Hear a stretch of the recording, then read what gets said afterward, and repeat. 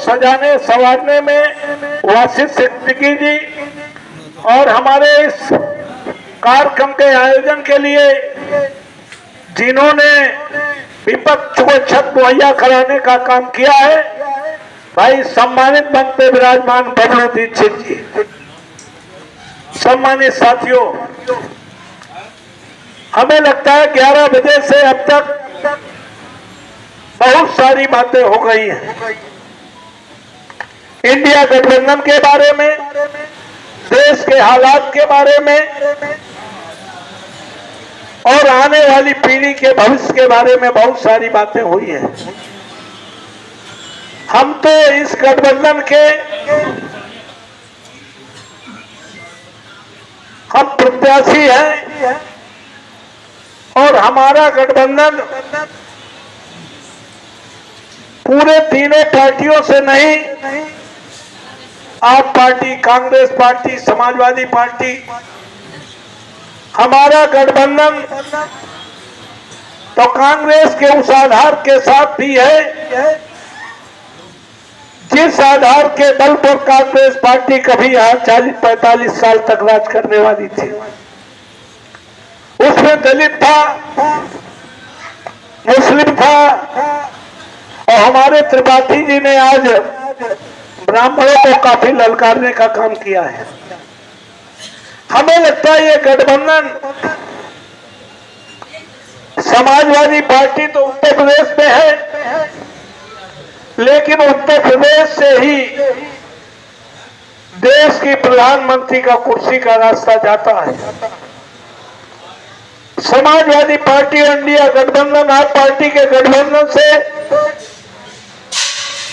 इन कार्यकर्ताओं से जो उनमें उत्साह है, जो उनमें चाहत है, जो प्रेम है, उससे हमें भरोसा हो गया है। मैंने अभी कल ही अमित पांडे से कहा, कांग्रेस के जो साथी मिलते हैं उनसे कहते हैं कि हमें लगता है ये गठबंधन नहीं है, ये कांग्रेस के रिवाइवल का टाइम है। और इस बार हमने अगर मेहनत कर ली तो हमने जो बताया है, आपका आधार जो था, कांग्रेस का तीनों वोटों का जो आधार था, इस अकबरपुर पार्लियामेंट में हमारा सपा से गठबंधन तो है ही है, कांग्रेस से गठबंधन है, आप पार्टी के साथी गठबंधन में है, लेकिन हमारा गठबंधन दलित समाज की बहन कुमारी मायावती की छुट्टी और गठबंधन न आने के कारण उस समाज से भी पूरी तरह गठबंधन है। तो दलित आपके साथ है। क्यों? जिस दिन से कांग्रेस और समाजवादी पार्टी का गठबंधन हुआ है, उस दिन से दो समाजों में बड़ा मैसेज गया है। एक तो हमारा माइनॉरिटी के लोग थे जिनमें उहापोह की स्थिति थी, पता नहीं गठबंधन होगा कि नहीं होगा,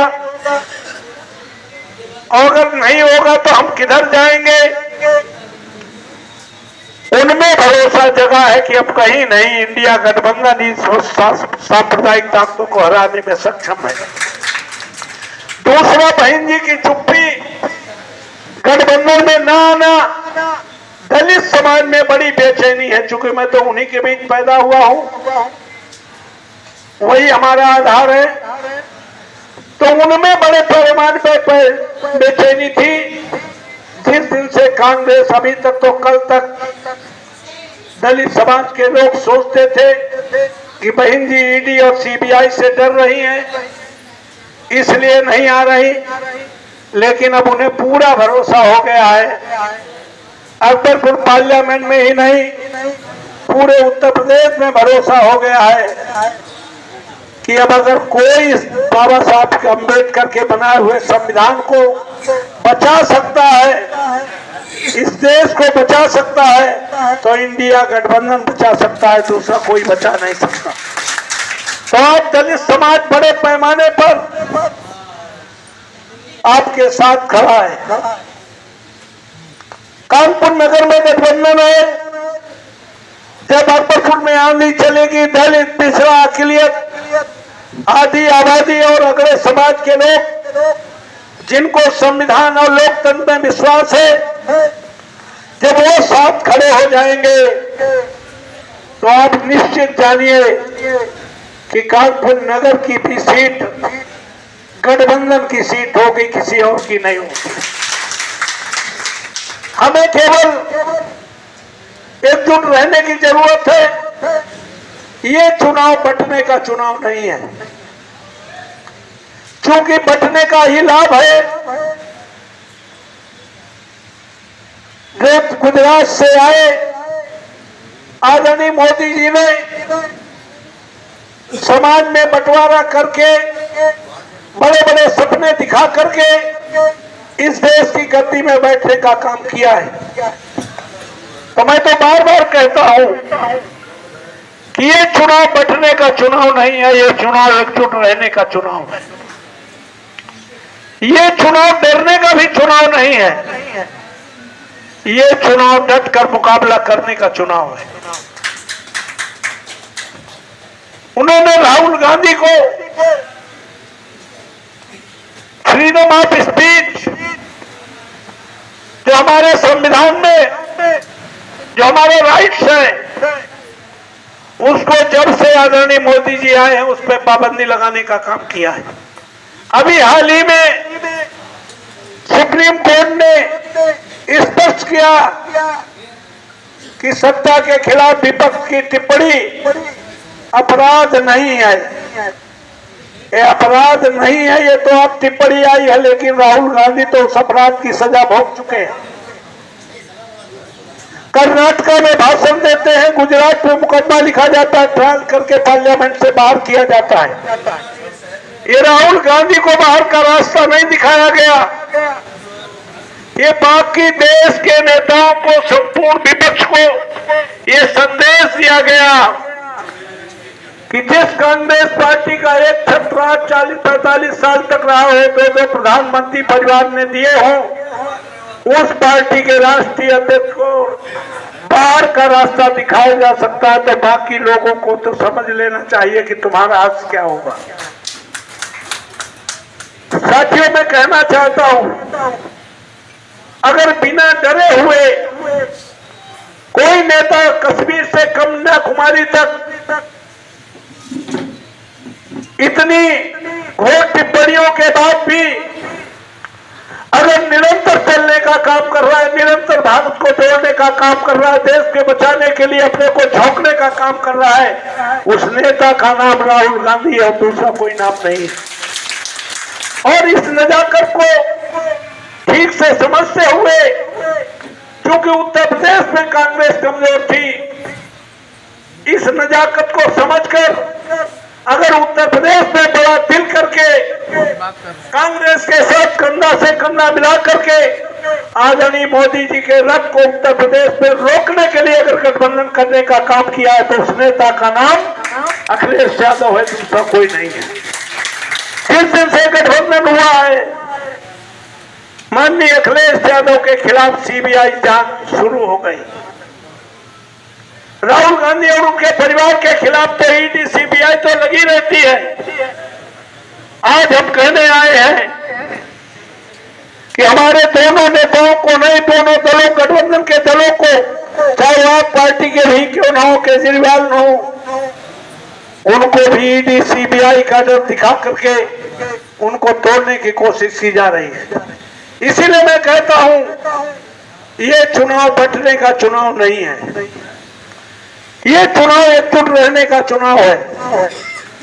ये चुनाव डरने का चुनाव नहीं है, डट कर इन सांप्रदायिक ताकतों से मुकाबला करने का संकल्प लेने का चुनाव है। अगर इस बार चूक हो गई तो मैं पूरे भरोसे के साथ कहना चाहता हूं, पूरे देश के लोग समझते हैं कि नहीं समझते हैं।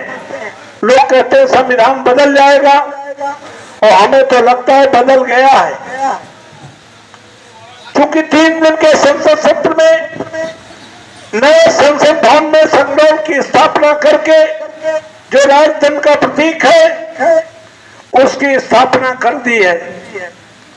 एक देश एक चुनाव की अभी मुहिम चालू है। 3 दिन के संसद सत्र में जो 545 एमपी को संविधान की प्रस्तावना की जो कॉपी दी गई है, उसमें धर्मनिरपेक्ष और समाजवाद दो शब्द हटा दिए गए। ये दो शब्द नहीं है, ये संविधान की आत्मा है, ये भारत की आत्मा है, ये भारत की एकता, अखंडता और लोकतंत्र का प्रतीक है, जो दोनों शब्द हटा दिए गए हैं। भारत का संविधान भारत में रहने वाले हिंदू, मुस्लिम, सिख, ईसाई, पारसी, बुद्धिस्ट सभी को धार्मिक आजादी देता है। इसीलिए भारत का संविधान धर्मनिरपेक्ष संविधान कहा गया है। और लोकतंत्र है, इसलिए उसमें समाजवाद शब्द जोड़ा गया है। ये दो शब्द नहीं हटे हैं। ये जैसे आपके चेहरे से नाक और आंख निकाल ली जाए तो चेहरा कुरूप हो जाएगा। संविधान तो बदल गया है, केवल 24 में उनको सत्ता में आने की देरी है। अभी तो एक देश एक चुनाव की बात करेंगे, फिर वो कहेंगे बहनों भाइयों एक देश एक राजा।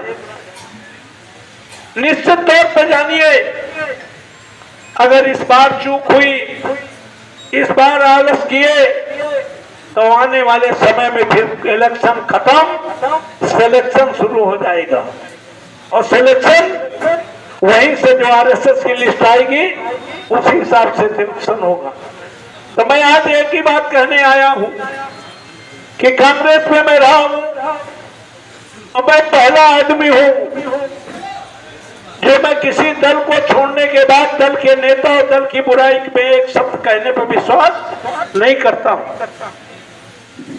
इसीलिए मैं आपसे कहने आया हूं कि मेरी जिंदगी का मकसद उन करोड़ों लोगों के लिए जिंदा रहना है जिनका कोई देखने और सुनने वाला नहीं है। हमने पूरी राजनीतिक जिंदगी में कभी आने वाले का नाम, उसकी जात, उसका दल, उसका धर्म, उसका क्षेत्र कभी नहीं पूछा। हम आने वाले का केवल काम पूछते हैं। सार्वजनिक जीवन में लोगों को जात, दल, धर्म, क्षेत्र नजर आता है। हमारे इस कंप्यूटर में गड़बड़ है, सारे भाई सारे इंसान नजर आते हैं।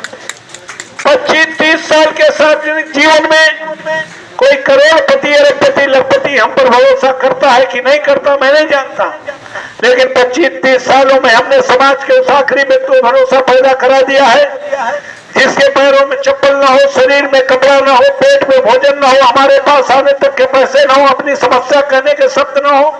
वो 150 किलोमीटर की रेडियस में 1 करोड़ की आबादी वाले कानपुर नगर देहात में समाज की आखिरी पंक्ति में खड़ा आदमी भरोसा करता है। अभी राजा रामपाल के पास चले जाएंगे, मदद हो जाएगी। अभी टेलीफोन करेंगे, मदद हो जाएगी। ये भरोसा समाज के उस अंतिम व्यक्ति को हमारे शरीर की अंतिम सांस तक कायम रहेगा। और यही तो कारण है कि कांग्रेस का स्लोगन जिसने भी लिखा हो, मैंने तो राहुल गांधी जी से पूछा था कि भाई ये स्लोगन किसने दिया, क्या पता है? कांग्रेस का हाथ आम आदमी के साथ। वो जो आम आदमी को भरोसा था कांग्रेस पर, जो अंतिम पंक्ति में खड़े आदमी को जो भरोसा था, वही भरोसा तो खत्म हुआ है। अगर कांग्रेस के नेता अगर उन आम आदमियों के बगल में खड़े होते, उनके स्वाभिमान सम्मान की रक्षा के लिए उनके साथ डटे होते, तो दूसरे को वहां गुंजाइश घुसने की नहीं मिलती। इसलिए फिर कहना चाहते हैं, ये अवसर है, इंडिया गठबंधन के माध्यम से हम अपने देश को बचाने का तो काम करेंगे ही। जो कांग्रेस में राजनीति करना चाहता है, समाजवादी पार्टी में राजनीति करना चाहता है, सम्मान के साथ सड़क पर घूमना चाहता है, देश को बचाना चाहता है, इस चुनाव में अगर बिना डरे बिना बटे हम एक रहे तो ये भी इतिहास लिखा जाएगा। जब संविधान खतरे में था, देश का लोकतंत्र खतरे में था, तो जो नेता नहीं मिले, हमने भी उसमें उस चिड़िया की तरह जो जंगल में लगी हुई आग में चिड़िया जब अपनी चोंच से पानी डाल रही थी तो बाकी जानवर हंस रहे थे कि तुम्हारी चोंच के पानी डालने से क्या होगा। तो उसने कहा जब भी इतिहास लिखा जाएगा जंगल की आग बुझाने में तो हमारा भी नाम दर्ज होगा। ये चुनाव भारत के लोकतंत्र को बचाने का चुनाव है, संविधान बचाने का चुनाव है। आने वाली पीढ़ी को स्वर्णिम भविष्य सौंपने का चुनाव है और आजादी दिलाने वालों की उन कुर्बानी को याद करके, अरे थोड़ी सी कुर्बानी महीने 2 महीने करके एकजुट रह करके अपने स्वार्थ भूल करके देश को बचाने का चुनाव है। निश्चित तौर पर ये इस चुनाव में जो भाग लेगा, जो ताकत झोंकने का काम करेगा, वो आगे आने वाले समय में कहेगा कि हम उस टाइम के नेता हैं जब देश संकट में था, लोकतंत्र संकट में था, ईडी सीबीआई का के माध्यम से लोगों को डराया जा रहा था, तब हम बिना डरे अपने संगठन के साथ खड़े होकर के देश को बचाने में हमने योगदान करने का काम किया है। पुनः मैं आज इतना ही कह के जा रहा हूं कि कांग्रेस के साथियों, आप पार्टी के साथियों और समाजवादी पार्टी के साथियों, हम आपको वायदा करते हैं कि हम कार्यकर्ता का सम्मान अपने जीते भी कभी कम नहीं होने देंगे। हम आपके सम्मान के लिए, मुश्किल परेशानी के लिए दोनों तीनों दलों के नेताओं को जब भी जरूरत होगी, हमारा मोबाइल और हमारे दरवाजे 24 घंटे खुले रहेंगे। आप सब आए हैं, आपसे निवेदन है, हमारे पास समय कम है, 5 विधानसभा है, अगर कल्याणपुर से आपने हमारा कल्याण करा दिया, क्योंकि कल्याणपुर हमारा पीछा नहीं छोड़ रहा है, नहीं अब तक तो हम 8 बार के सांसद हो गए होते। इसलिए अमित पांडे से भी कहना चाहते हैं कि त्रिपाठी और ये नरेश चंद्र त्रिपाठी अब ये बाढ़ छोड़कर अब ये वार्ड में घूमने का काम करें, गली गली घूमने का काम करेंगे और कल्याणपुर से ऐसा करें कि हम कल्याणपुर इस बार जिता के देने का काम करेंगे। इंडिया गठबंधन जीतेगा। हम सब लोग 4 जून को अगले वाली बटन खोल करके यहाँ सड़क पर चलने का काम करेंगे। आप सब आए हैं, आप सभी को बहुत बहुत आभार। जय हिंद, जय भारत, जय गठबंधन।